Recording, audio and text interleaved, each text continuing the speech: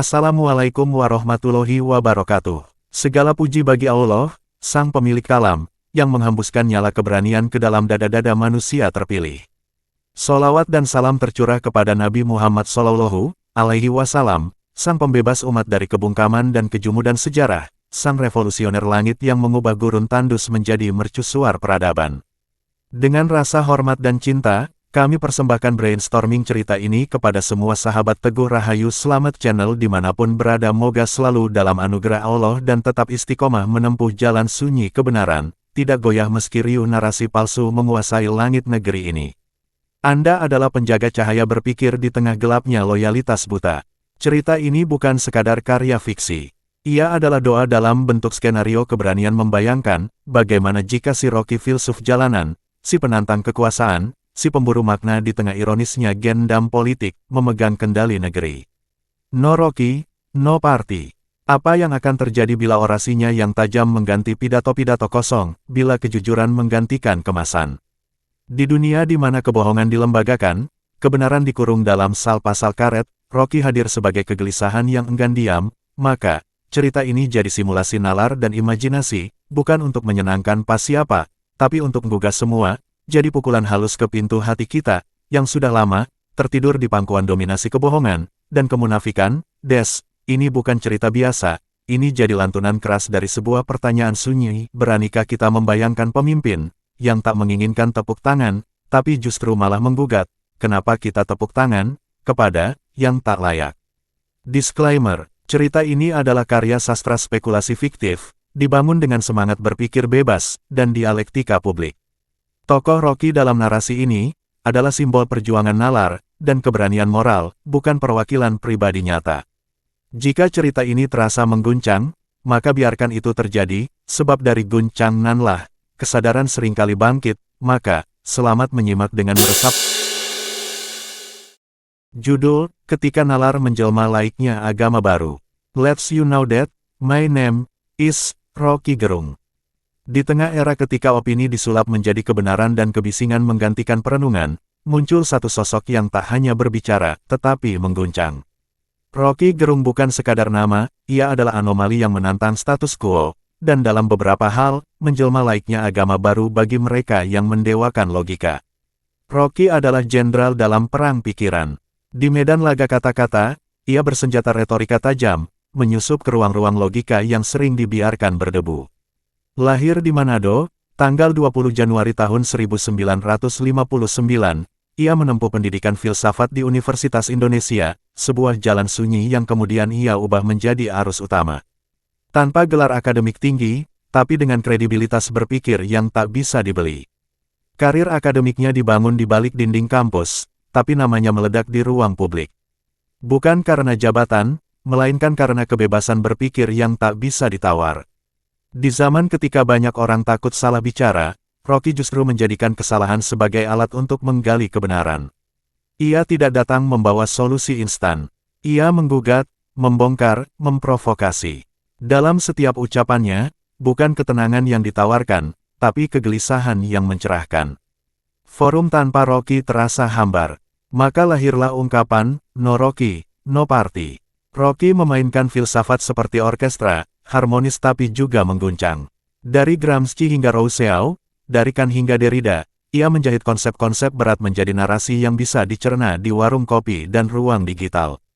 Ia menghidupkan filsafat dari buku ke obrolan, dari kelas ke layar kaca. Namun di balik pesonanya, ada paradoks yang harus diwaspadai. Ketika publik terhipnotis oleh gaya, substansi bisa larut. Ketika logika dikultuskan, kritik bisa dibungkam. Dan ketika seorang pemikir dipuja bak nabi, lahirlah dogma baru yang tak kalah dogmatis. Maka berpikir kritis harus pula diarahkan pada si penggugat itu sendiri, karena kritik sejati tak boleh memilih objek. Rocky Gerung bukan pejabat, tapi punya panggung. Bukan politisi, tapi ditakuti politisi. Ia menjadikan berpikir sebagai tindakan revolusioner, dan filsafat sebagai praktik hidup. Ia tidak hanya menulis, tetapi menggugah. Tidak hanya berbicara, tetapi membangunkan. Dalam absurditas demokrasi yang sering kehilangan logika, Rocky hadir sebagai cermin, bahwa berpikir bukan hanya hak, tapi kewajiban. Ia bukan sekadar fenomena intelektual. Ia adalah peringatan bahwa nalar pun bisa berubah jadi laiknya agama. Jika kita berhenti bertanya, sehebat itukah si Rocky Dungu Gerung? Bagaimana faktanya? Mari kita uji secara brainstorming. Baik, mari si Rocky kita uji secara brainstorming, seandainya Rocky Gerung menjadi 1. Seandainya Rocky Gerung menjadi wali kota atau gubernur. Bayangkan sebuah kota tempat kampanye tak diisi janji, tapi pertanyaan-pertanyaan eksistensial. Rocky Gerung naik panggung bukan untuk mengatakan, saya akan membangun jalan, tapi untuk bertanya, untuk siapa jalan ini dibangun? Siapa yang kehilangan tanahnya? Siapa yang menjadi penonton dalam pesta pembangunan ini? Dalam dunia politik yang sibuk membungkus retorika, Rocky adalah ledakan kejujuran intelektual. Jika ia menjadi wali kota atau gubernur, jabatan itu akan mengalami metamorfosis, dari eksekutor kebijakan menjadi provokator kesadaran kolektif. Kota di bawah Rocky bukan sekadar entitas administratif, tapi laboratorium ide. Taman kota menjadi panggung filsafat jalanan. Di tiap sudut trotoar, masyarakat mendiskusikan Plato dan Pramudya. Setiap kebijakan disusun dengan prasyarat, apakah ini adil, bukan hanya bagi hari ini, tapi juga bagi masa depan yang belum bisa bersuara. Pendidikan, transportasi, tata kota, semua ditinjau bukan hanya dari aspek fungsi, tapi dari nilai. Ia tak akan hanya membangun jalan, tapi juga nalar publik. Program-programnya lebih sering berupa diskusi publik daripada peresmian proyek. Ia tak akan menandatangani proyek karena studi kelayakan ekonomi semata, tetapi karena kebenaran etisnya bisa dipertanggungjawabkan. Tapi jangan salah, Rocky juga akan menghadapi benturan brutal dengan realitas birokrasi. Surat menyurat, mekanisme tender, RAPBD, dan kewajiban rapat teknis bisa jadi akan membuatnya frustrasi. Ketika sistem menuntut efisiensi, ia malah menawarkan debat publik. Ketika diminta membuat kebijakan populis, ia justru menyusun gugatan terhadap budaya konsumerisme. Konflik akan muncul. Para kontraktor akan kebingungan karena semua tender harus lulus uji etika. DPRD mungkin menuduhnya terlalu idealis, bahkan utopis. Tapi ia akan menjawab dengan tenang, jika tak ada ruang untuk idealisme dalam kepemimpinan, maka kita hanya punya manajer, bukan negarawan. Masyarakat akan terbagi, antara yang mencintainya dengan gairah intelektual, dan yang mencibir karena menganggapnya pemimpin yang terlalu banyak berpikir, terlalu sedikit bertindak.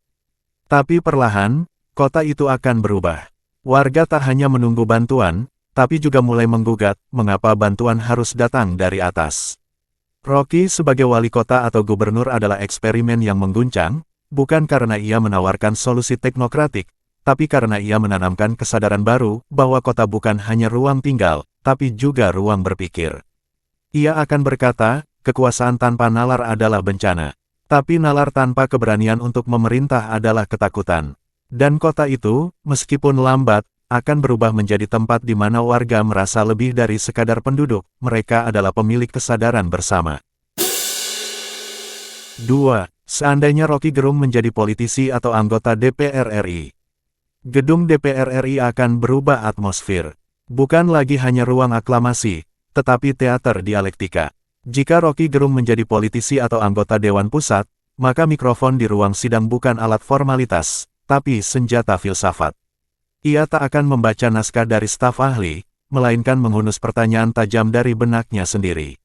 Apakah rakyat butuh representasi atau pembebasan? Apakah kekuasaan ini berakar pada legitimasi atau sekadar elektabilitas?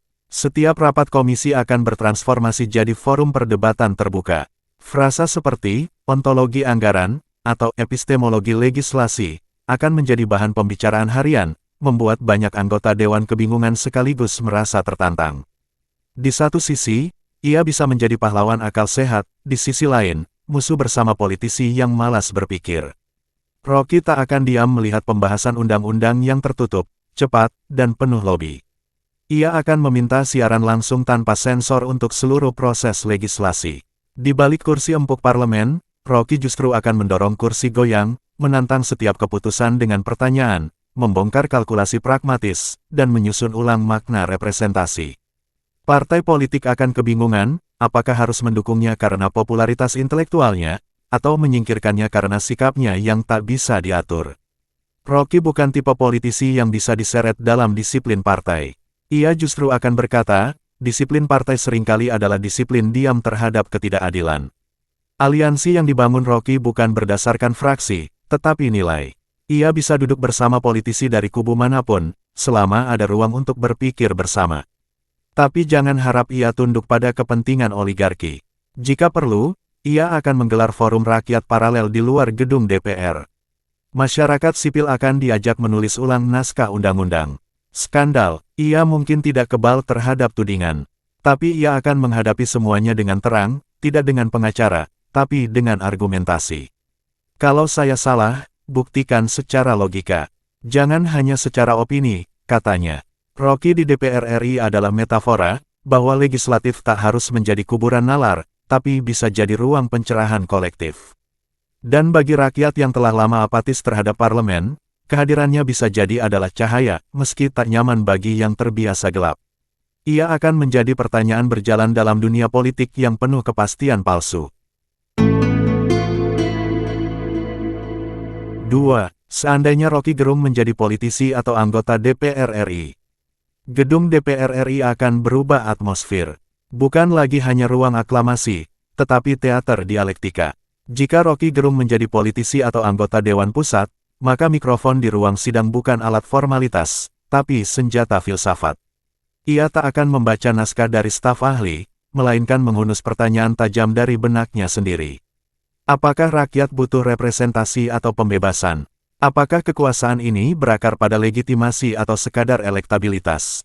Setiap rapat komisi akan bertransformasi jadi forum perdebatan terbuka.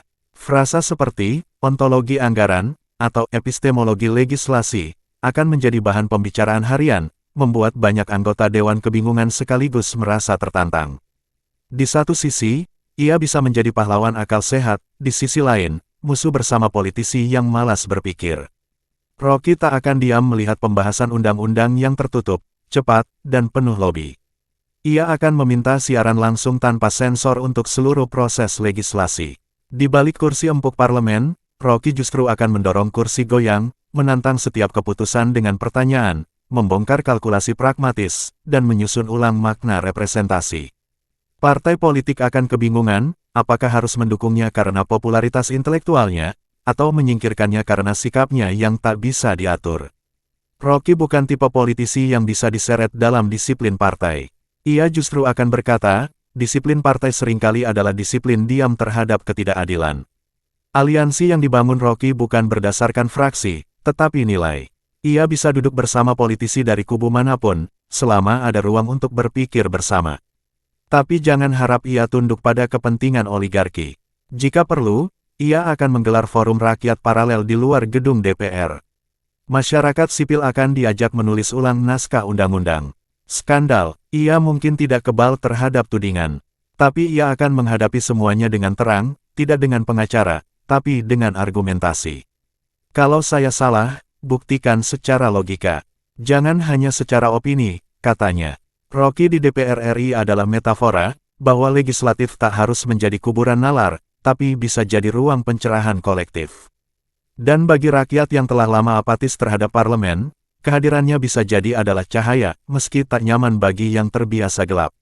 Ia akan menjadi pertanyaan berjalan dalam dunia politik yang penuh kepastian palsu. 3. Seandainya Rocky Gerung menjadi Mendikbud. Bayangkan hari pertama Rocky Gerung menjabat sebagai Menteri Pendidikan dan Kebudayaan. Ia tidak datang dengan daftar program 100 hari atau pidato penuh jargon. Ia hanya menulis satu kalimat besar di dinding kementerian. Tujuan pendidikan bukan mencetak pekerja, tapi membebaskan manusia dari ketidaktahuan. Kalimat itu menjadi gempa. Pegawai kementerian saling menatap. Kepala dinas bingung. Wartawan kehilangan naskah pertanyaan. Hari itu, pendidikan tak lagi dilihat sebagai sistem birokratik, tapi sebagai gugatan atas makna. Rocky tak akan memulai dari kurikulum atau standar. Ia memulai dari pertanyaan paling filosofis, untuk siapa pendidikan ini dibangun. Bagi Rocky, pendidikan bukan sekadar mencetak kompetensi kerja, tapi menciptakan manusia yang berani berpikir, menggugat, dan merdeka. Sejarah tak lagi diajarkan sebagai hafalan tanggal, tapi sebagai ruang tafsir. Siswa akan berdiskusi tentang G30S, reformasi, Papua, bukan diarahkan, tapi ditantang, siapa yang menentukan narasi sejarah. Pendidikan menjadi dialog, bukan dogma. Rocky menolak dikotomi eksakta dan humaniora. Matematika diajarkan sebagai cara berpikir logis, bukan sekadar rumus. Sastra bukan pelarian, tapi senjata melawan banalitas. Kurikulum tak akan diburu tren global, tapi makna lokal. SMK akan membentuk pekerja yang sadar nilai, bukan hanya cekatan tangan. Madrasah akan membaca ayat dan menafsir realitas. Pelajaran agama tidak lagi menakuti perbedaan, tapi mendekap pluralisme. Di bawah Rocky, sekolah menjadi laboratorium berpikir, bukan pabrik nilai. Guru bukan hanya pengajar, tapi penggugat. Sertifikasi guru bukan soal kelengkapan administrasi, tapi uji keberanian intelektual. Guru yang takut ditanya murid bukan pendidik, tapi penjaga kebodohan, katanya. Kelas akan berubah dari tempat duduk diam menjadi ruang perdebatan ide. Lalu soal kebudayaan, ia tak akan mereduksinya menjadi festival dan lomba-lomba. Kebudayaan baginya adalah kesadaran kolektif. Ia akan hidupkan kembali diskusi filsafat di taman kota, teater rakyat di alun-alun, dan pelajaran etika dalam keseharian. Kebudayaan tak lagi jadi warisan mati, tapi proses hidup yang membentuk karakter bangsa. Rocky akan berdiri di podium, dan berkata tegas. Jika pendidikan hanya menghasilkan lulusan yang bisa bekerja, tapi tak tahu mengapa ia hidup, maka kita hanya mencetak budak. Dan ketika politisi menuntut hasil instan, ia akan menjawab, pendidikan bukan mesin pabrik, tapi ladang kesadaran. Ia butuh ditanam, bukan dipanen buru-buru. Jika Rocky hanya sempat menjabat satu periode, warisan terbesarnya bukan kurikulum baru, tapi keberanian bertanya. Dan bangsa ini akan pelan-pelan berubah, bukan karena naiknya angka ujian, tapi karena anak-anak mulai tahu, menjadi manusia bebas adalah cita-cita tertinggi dari pendidikan. 4. Seandainya Rocky Gerung menjadi Menhankam RI. Bayangkan suatu pagi ketika Rocky Gerung dilantik sebagai Menteri Pertahanan dan Keamanan Republik Indonesia. Kamera menyorot wajahnya yang tenang tapi tajam, dan di balik podium, alih-alih pidato klise tentang menjaga kedaulatan, atau modernisasi alutsista, ia justru membuka dengan satu kalimat yang mengguncang. Apa gunanya pertahanan jika yang dipertahankan hanyalah ketakutan? Hoax semacam itu bukan sekadar retorika. Ia adalah bom logika yang langsung menginterogasi arah dasar dari doktrin keamanan nasional. Di tangan Rocky, pertahanan bukan lagi urusan senjata, rudal, dan diplomasi kaku. Ia akan mengubah paradigma dari memperbesar ancaman menjadi memperluas kesadaran. Dari menciptakan musuh, menjadi memperkuat makna kemanusiaan dalam pertahanan. Sebagai Menhan, Rocky tidak akan sekadar memperdebatkan anggaran TNI atau membeli jet tempur. Ia akan bertanya, mengapa negara lebih cepat beli peluru daripada membangun dialog. Ia akan mengusik hal-hal yang selama ini dianggap pakem, seperti wajib militer, peran intelijen, hingga isu Papua dan separatisme. Bagi Rocky, keamanan sejati bukan dibangun dari intimidasi, tapi dari rasa keadilan yang merata. Ia akan berkata, negara yang adil adalah negara yang paling sulit diserang, karena rakyatnya merasa punya alasan untuk bertahan. Dramanya tidak akan terletak pada konflik fisik, tapi konflik ide. Ia akan berhadapan dengan barisan jenderal tua, elit senyap, dan para penjaga status quo yang merasa pertahanan harus tetap gelap, rahasia, dan maskulin. Tapi justru di sanalah Rocky hadir sebagai terang yang menyilaukan. Ia akan buka kerahasiaan yang selama ini membentengi korupsi, membuka ruang sipil dalam militerisme, dan memperluas definisi musuh dari yang sempit menjadi reflektif. Apakah kita sedang membela negara, atau sekadar membela kekuasaan? Dalam forum-forum internasional, Rocky tidak akan bicara dengan jargon militer, tapi dengan filsafat perdamaian. Ia akan mengajukan pertanyaan di PBB, bukankah penjagaan perdamaian harus dimulai dari kejujuran pada rakyat sendiri? Inspiratif, sangat, karena untuk pertama kalinya kita akan melihat seorang Menhan yang tidak ingin perang, tidak ingin takut, tapi ingin agar bangsa ini cerdas dalam membela dirinya, dengan logika, bukan hanya dengan laras senjata. Rocky akan mengembalikan pertahanan pada intinya, melindungi warga negara dari segala bentuk ancaman, termasuk dari negara itu sendiri ketika lupa akan nuraninya. Dan dalam konteks itu, ia bukan sekadar menteri pertahanan. Ia adalah penjaga batas moral negara, pagar logika di tengah dunia yang semakin gila oleh paranoia kekuasaan. Maka jika Rocky menjadi Menhan, Indonesia tidak hanya akan dihormati karena kekuatan militernya, tapi karena keberaniannya menempatkan berpikir sebagai strategi keamanan tertinggi. 5. Seandainya Rocky Gerung menjadi Menkumham RI. Bayangkan suasana sorot kamera ke wajah Rocky Gerung yang diangkat sebagai Menteri Hukum dan HAM, ruang sidang akan tampak hening, bukan karena hormat, tapi karena tegang. Sebab semua tahu, pria yang berdiri di podium itu bukan teknokrat biasa. Ia bukan penjaga sistem, tapi penggugat sistem. Dan kalimat pertamanya akan bikin semua kepala nunduk berpikir. Jika hukum tak berpihak pada keadilan, maka ia hanyalah legitimasi atas kekuasaan zalim. Rocky tidak akan datang ke kementerian dengan map penuh program. Ia akan datang membawa pertanyaan, mengapa hukum selalu kalah cepat dari ketidakadilan? Mengapa pembela HAM dicurigai, sementara pelanggarnya malah dapat tempat di ruang kekuasaan? Ia akan menggoyang tembok yang selama ini menahan perubahan dengan alasan prosedural. Sebagai Menkumham, Rocky tak akan sibuk menghafal pasal. Ia akan menyusup ke lorong hukum diperdagangkan, meja perundingan, ruang sidang, jeruji penjara. Ia akan berkata lantang, tugas hukum bukan buat rakyat patuh, tapi bikin kekuasaan takut nyalahgunakan wewenang. Ia akan dobrak sistem peradilan yang pincang. Pasal karet akan dikepras. Aparat yang biasa menangkapi suara kritis, akan ditantang logikanya. Rocky akan memperjuangkan hukum yang hidup bukan dari ancaman, tapi dari kepercayaan rakyat. Ia akan menempatkan HAM bukan sebagai aksesori laporan tahunan, tapi sebagai fondasi etika negara. Sugestif dan penuh perlawanan, ia tak akan diam ketika para oligarki nyandera undang-undang untuk melindungi kepentingan mereka. Ia tahu, hukum bisa jadi pisau yang lukai publik jika tajamnya hanya diarahkan ke bawah. Maka ia akan balikkan arah pisau itu, agar hukum mengawasi kekuasaan, bukan melindunginya. Inspiratif, tanpa ragu, karena Rocky tahu bahwa revolusi hukum bukan sekadar pergantian aturan, melainkan pergeseran cara pandang, dari menghukum ke memulihkan, dari membungkam ke melindungi. Ia akan nyusun ulang makna keadilan dalam bahasa yang bisa dipahami semua warga, bahwa dihormatinya hak manusia adalah ukuran sejati dari peradaban bangsa. Dramatis, sangat, karena dalam sistem yang terlalu lama nyaman dalam kesewenangan, hadirnya Rocky seperti menyalakan api di ruang arsip. Ia akan berkonflik dengan banyak pihak, dari elit hukum, mafia peradilan, hingga penjilat kekuasaan. Tapi justru dari ketegangan itulah perubahan akan terasa nyata.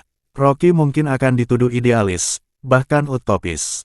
Tapi ia tahu, lebih baik idealis dan gagal, daripada pragmatis dan mengkhianati nurani hukum. Dalam dirinya, kementerian ini tak lagi sekadar pelaksana administrasi hukum, melainkan arena pertempuran moral. Jadi, andai Rocky jadi Menkumham, hukum bukan lagi sekadar teks kaku, tapi cermin akal sehat bangsa. Dan hak asasi manusia bukan sekadar wacana, melainkan roh dari setiap kebijakan. Jikapun ia hanya jabat sebentar, satu hal pasti, hukum akan mulai bicara dengan suara manusia, bukan kekuasaan. 6. Nah, ini yang seru, andai Rocky jadi presiden atau wapresnya. Bayangkan, andai Rocky dilantik jadi presiden, akan beda dari sebelumnya. Tak ada parade, tak ada pidato kemenangan dan janji bombastis.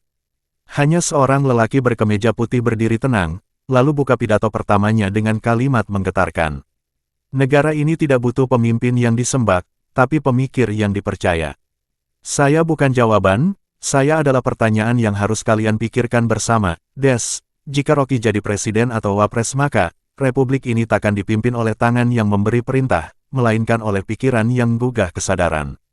Ia takkan merintah dengan jargon, melainkan dengan dialek kejujuran. Ia takkan berkata, kita harus kuat, tapi bertanya, kuat untuk siapa dan atas dasar apa? Pemimpinan Rocky, Istana Negara akan jadi ruang diskusi publik terbesar di tanah air. Meja makan kabinet tidak diisi basa-basi politik, melainkan perdebatan etis tentang arah negara. Ia akan cabut akar mental feodal, yang bikin rakyat takut berpikir atau pejabat nyaman tak dipertanyakan. Ia tidak akan hadir dengan janji 1000 bendungan, atau jutaan lapangan kerja, tapi dengan satu keberanian, menempatkan rakyat sebagai subjek penuh akal, bukan objek dari belas kasihan kekuasaan. Tiap kebijakan harus lolos uji nalar, tiap program harus jawab satu pertanyaan dasar, apakah ini memanusiakan manusia? Inspiratif, tanpa syarat, Karena Rocky akan bawa kembali ruh Republik ke titik asal, negara ada bukan untuk merintah, tapi untuk membebaskan. Ia akan pulihkan akal sehat sebagai sumber legitimasi politik. Tidak ada lagi jargon, kerja, kerja, kerja, tanpa berpikir. Karena baginya, kerja tanpa berpikir adalah bentuk perbudakan modern. Sugestif, sangat. Karena dalam orasinya, rakyat akan dipaksa mengingat kembali peran mereka sebagai pemilik negeri, bukan cuma pemirsa dalam drama politik. Ia dorong partisipasi kritis, bukan yang tunduk. Ia hapus jarak antara penguasa dan yang dikuasai, sebab ia percaya semua warga negara setara dalam kapasitas untuk berpikir. Dramatis, pasti. Karena dalam sistem yang telah lama dikuasai simbol dan citra, hadirnya Rocky seperti membongkar panggung sandiwara. Ia tidak akan disukai semua orang. Para oligark akan resah, para pengikut loyal tanpa logika akan tersingkir. Tapi dari kegelisahan itulah, Republik ini punya harapan lahir kembali dengan kesadaran lebih jernih. Sebagai presiden atau wakilnya, Rocky tak akan janjikan keajaiban ekonomi dalam semalam. Tapi ia akan jamin satu hal, bahwa negara tidak akan lagi bohongi rakyatnya. Ia akan jadikan akal sehat sebagai hukum tertinggi, di atas semuanya. Ia akan tanamkan kembali keyakinan bahwa berpikir adalah bentuk tertinggi dari cinta pada negeri. Andai Rocky jadi pemimpin tertinggi negeri ini, mungkin Indonesia tidak akan jadi yang paling makmur dalam data, tapi bisa jadi yang paling merdeka dalam jiwa. Karena hakikat kekuasaan sejati adalah akal sehat. 7. Kesimpulan brainstorming seandainya Rocky menjadi 1-6 tadi. Jika Rocky Gerung menempati jabatan-jabatan strategis dalam pemerintahan, maka konsekuensinya bukan hanya pergeseran cara kerja institusi, tetapi juga perubahan paradigma tentang kekuasaan itu sendiri. Dalam setiap skenario, dari level daerah hingga nasional, dari ranah pendidikan hingga pertahanan, Rocky bukanlah pemimpin dalam pengertian administratif. Ia adalah penggugat, pengusik, dan pada saat bersamaan penyala lentera kesadaran publik. Setiap peran ia isi bukan dengan program, melainkan dengan gugatan, untuk siapa kebijakan ini. Mengapa negara harus hadir? Apakah hukum mencerminkan keadilan, atau sekadar melayani kepentingan dominan? Kepemimpinannya akan menciptakan disonansi di tengah sistem yang terbiasa dengan keseragaman dan loyalitas membuta. Tapi dari disonansi itulah lahir ruang reflektif. Kita mungkin akan melihat institusi yang gelisah, birokrasi yang kelelahan menghadapi debat, dan rakyat yang terbagi antara kagum dan kesal. Tapi justru di titik-titik ketidaknyamanan itulah perubahan substansial biasanya bermula. Rocky akan memaksa negara untuk berpikir sebelum bertindak, memaksa hukum untuk menjawab nurani, dan memaksa kekuasaan untuk mengakui batas etisnya. Apakah ia akan berhasil secara praktis? Belum tentu. Tapi dalam brainstorming ini, keberhasilan Rocky bukan terletak pada eksekusi teknis, melainkan pada keberaniannya menempatkan nalar sebagai pusat gravitasi kekuasaan. Ia mengembalikan ruh Republik pada akar filsafatnya, bahwa negara ada untuk membebaskan manusia, bukan sekadar mengatur mereka. Jika rakyat belum siap, mungkin ia hanya akan jadi meteor, datang, membakar langit, lalu lenyap. Tapi bekasnya akan tertinggal sebagai tanda bahwa pernah ada pemimpin yang menjadikan berpikir sebagai tindakan paling radikal. Dan dari semua kemungkinan itu, satu hal yang pasti, jika Rocky menjadi apapun, maka kekuasaan akan berubah bukan hanya dari atas, tapi dari dalam kesadaran kita sendiri. 8. Klimaks, andai Rocky Gerung saat ini jadi Prabowo. Bayangkan sebuah siang yang penuh paradoks. Istana negara yang selama ini menjadi pusat pengendali narasi, kini jadi panggung gugatan akal sehat. Kamera menyala, rakyat tegang, dan yang tampil bukan sekadar Prabowo. Ia telah dijelmakan dalam karakter Rocky Gerung, tajam, sinis, dan brutal terhadap kepalsuan. Kalimat pertamanya seperti gemuruh. Saya tidak datang membawa janji. Saya datang membawa pertanyaan yang telah lama dikubur dalam kemunafikan negara ini. Rocky tidak akan memulai kekuasaan dengan pidato damai. Ia akan memulainya dengan bedah luka. Ia tak akan menyalahkan masa lalu, tapi juga tak akan membiarkannya lolos tanpa pertanggungjawaban moral.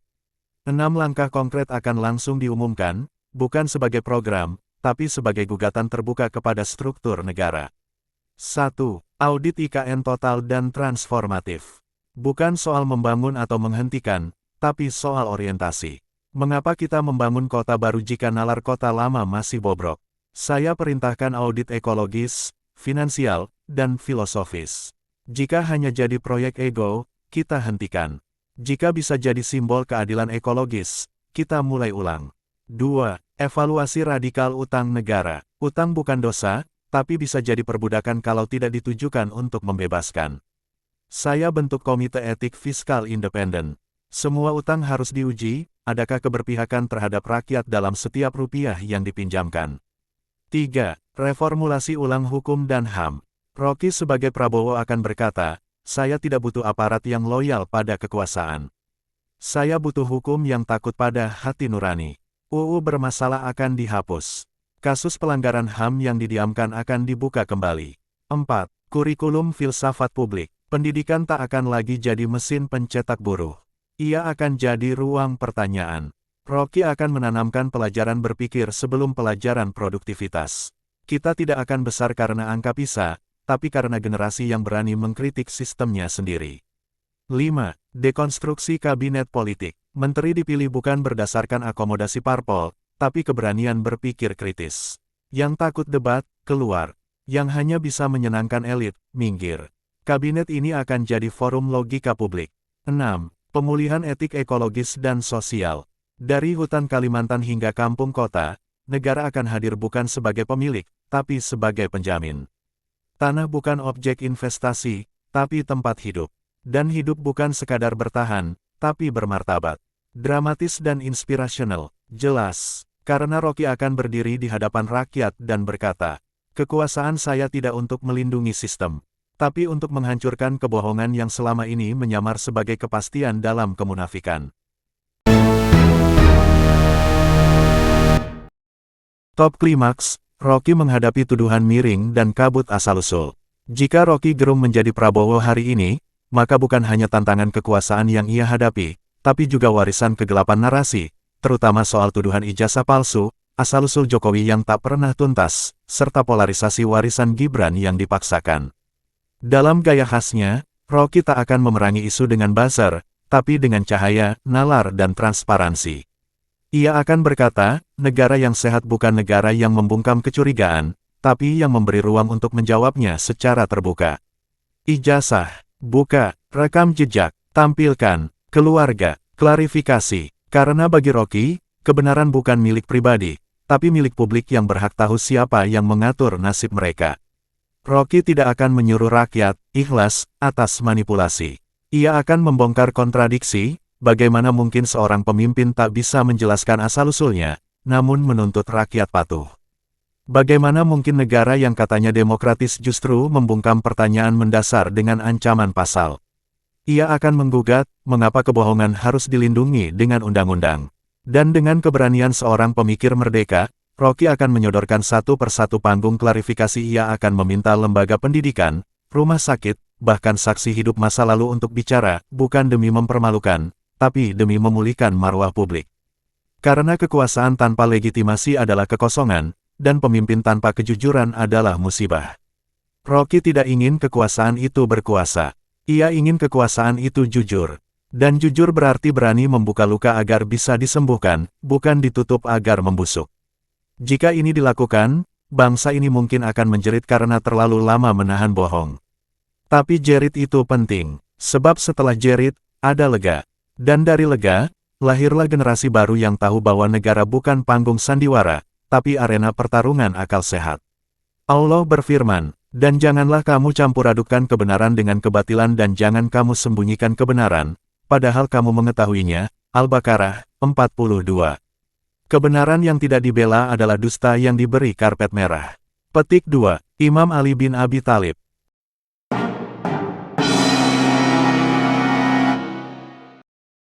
Kesimpulan brainstorming andai, si Rocky menjadi. Jika Rocky Gerung menempati jabatan strategis pemerintahan, maka konsekuensinya bukan sekadar pergeseran cara kerja institusi, melainkan perubahan frontal cara kita memahami kekuasaan itu sendiri. Dalam setiap skenario, dari level daerah hingga nasional, dari ranah pendidikan sampai pertahanan, Rocky bukanlah pemimpin administratif. Ia adalah penggugat sistem, pengusik kenyamanan palsu, dan penyala lentera kesadaran publik. Setiap peran ia isi bukan dengan janji teknokratis, tetapi gugatan eksistensial, untuk siapa kebijakan ini dibuat. Mengapa negara harus hadir? Apakah hukum mencerminkan keadilan, atau cuma kepentingan dominan? Dalam iklim politik yang kian steril oleh kepatuhan buta, Rocky membawa virus intelektual, keraguan, keberanian, dan nalar yang menggugah. Institusi akan dibuat gelisah, birokrasi lelah menghadapi dialektika, dan rakyat terbagi antara kagum dan jengah. Tapi justru dari ketidaknyamanan itulah lahir ruang reflektif. Rocky akan memaksa negara berpikir sebelum bertindak, hukum menjawab nurani sebelum kekuasaan, dan aparat menyadari batas etik sebelum legalitas. Apakah ia akan berhasil secara praktis? Belum tentu. Tapi keberhasilan dalam visi Rocky bukanlah kepatuhan sistem, melainkan kebangkitan kesadaran. Ia tidak mengejar kekuasaan sebagai alat dominasi, melainkan ruang untuk menghidupkan kembali republik sebagai tempat berpikir. Ia tak akan memanipulasi konsensus, tapi menantang konsistensi. Ia tak akan mendandani kerusakan, tapi membuka luka dan memaksa kita menatapnya. Jika rakyat belum siap, Rocky bisa jadi akan dibenci, dilabeli radikal, bahkan disingkirkan. Tapi sebagaimana meteor, ia akan membakar langit kesadaran lalu pergi, meninggalkan jejak abadi bahwa pernah ada pemimpin yang menjadikan berpikir sebagai tindakan paling revolusioner dalam bernegara. Firman Allah dalam Az-Zumar ayat 9. Qul hal yastawil lazina ya'lamuna wa lazina la ya'lamun. Katakanlah, apakah sama orang-orang yang mengetahui dengan orang-orang yang tidak mengetahui? Dari semua kemungkinan itu, satu hal yang pasti. Jika Rocky menjadi apapun, maka kekuasaan tak lagi tumbuh dari pusat komando, melainkan dari pusat kesadaran pikir. Ia akan nyeret kita keluar dari lorong gelap politik transaksional, dan ngantar kita menuju republik yang berpikir. Sebab negeri yang telah lupa cara berpikir, hanya pikiran merdeka yang bisa memulai revolusi sejati, akal sehat.